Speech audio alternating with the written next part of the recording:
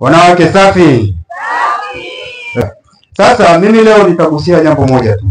Sisi kwenye kitengo cha lishe tunatafsiri hii siku ya wanawake kama siku muhimu sana katika dunia yetu.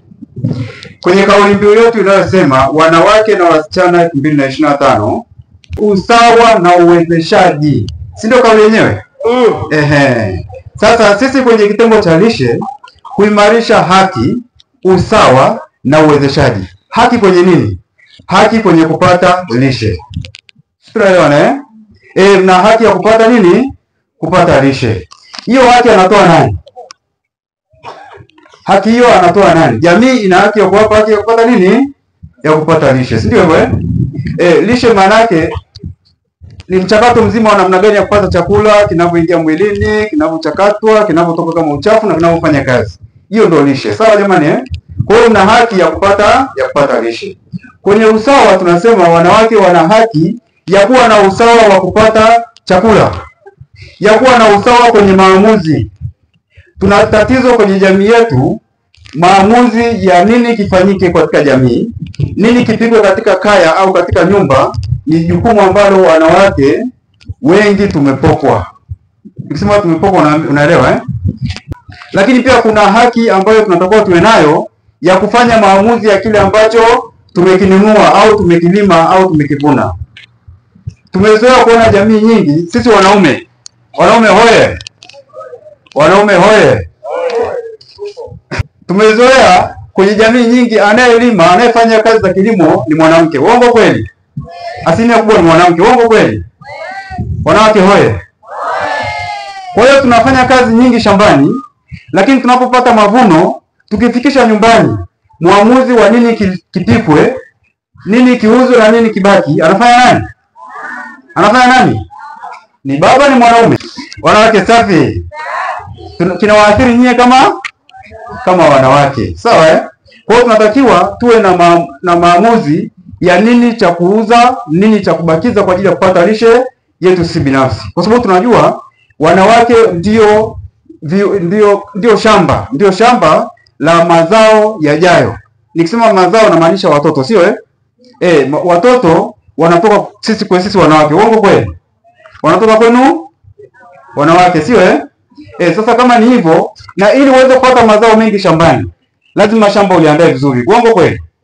Lazima shamba uliandae vizuri, lazima uweke mbolea, lazima umwagilie na kila kitu unachohitaji kwenye shamba. Sasa tokea kwenye elimu za lishe, elimu za afya, mara nyingi ndio wale ambao nyumbani ni wanaume wastaarabu. Wale wanaume ambao ndio wananyanyasa wanawake, hawawapi haki za maamuzi ya chakula, ndio wale ambao hawatokei hata kwenye maeneo kama haya. Ambao sisi kwenye tafsiri ya kilishe sasa tunasema mwanaume huyo amedumaa. Sawa Amedumaa akili. Kwa sababu tuna udumavu wa aina ngapi? Wa aina mbili. Tuna udumavu wa akili, udumavu wa mwili. Udumavu wa mwili tunaona wale watoto ambao chini ya miaka 5. Mtoto anapokuwa anashindwa kuwa na urefu wake unaostahili, yule mtoto amedumaa mwili. Lakini udumavu wa akili ni udumavu ambao mtu huwa anakuwa nao. Unaweza ukawa ni mrefu kuliko mimi au ni mfupi, lakini akili yako imedumaa. Sisi hatujadumaa, sio? Sawa. Kwenye kauli mbiu hii pia kuna issue ya uwezeshaji. Lazima wanawake tuwawezeshe. Tuwawezeshe kufanyaje? Tuwawezeshe kwenye uchumi, sio? Tukiwawezesha kwenye uchumi, mwanamke anaweza kujitegemea. Sisi kwenye lishe tunasema ukiwezeshwa mwanamke vizuri, umewezesha jamii nzima. Mwanamke akiwezeshwa, jamii imewezeshwa, sio Sasa nini ambacho tunapambana nacho sisi kwenye upande wa wanawake? Upande wa wanawake kwa wilaya yetu ya Ludewa, tuna upungufu mkubwa sana wa damu. Tatizo ambalo tunakutana nalo kwa wingi ni upungufu wa damu. Mama wajawazito wanapokuja kliniki, upungufu wa damu. Wanaokuja wanaumwa magonjwa ya kawaida, wana upungufu wa damu. Ninaposema upungufu wa damu namaanisha ni mtu kuwa na ule wekundu wa damu unakuwa sio ule unaostahili, sio ule unaotakiwa, sawa Kwa hiyo unapopima ukiwa mjamzito tunasema uwe na walau vipimo vifike walau 11.0. Pia unaweza ukashindwa kufanya kazi kwa sababu utakuwa na kizunguzungu, mwili utachoka, sio? Kwa hiyo ni vizuri tukahakikisha kwamba tunapambana na matatizo haya ya upungufu wa nini? Upungufu wa damu. Wanawake hoye. Sawa jamani, ili tuweze kuondokana na tatizo hili, tunatakiwa tupate lishe iliyo safi, lishe iliyo bora. Tunapataje lishe iliyo bora? Sisi Ludewa tuna mazao ya aina mbalimbali, sio?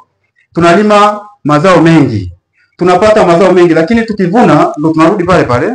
Maamuzi ya matumizi ya mazao yale hakuna.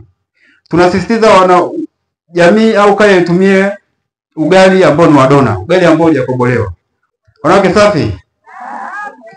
Sasa ili tuweze kuondokana na hili tatizo, wanaume inabidi tuungane na wanawake. Tuwawezeshe waweze kufikia lengo lao. Sawa jamani? Matunda. Nikisema matunda namaanisha matunda yote ambayo yanapatikana kwenye mazingira yetu, lakini pia tuna yale matunda ambayo mwanzo yalikuwa hayatumiki. Mfano tuna tunda linaloitwa limao. Unafahamu limao Limao ni tunda ambalo lilikuwa halitumiki kwa sababu walikuwa wanaamini kwamba limao huwa linapunguza nini? Linakausha damu, sio?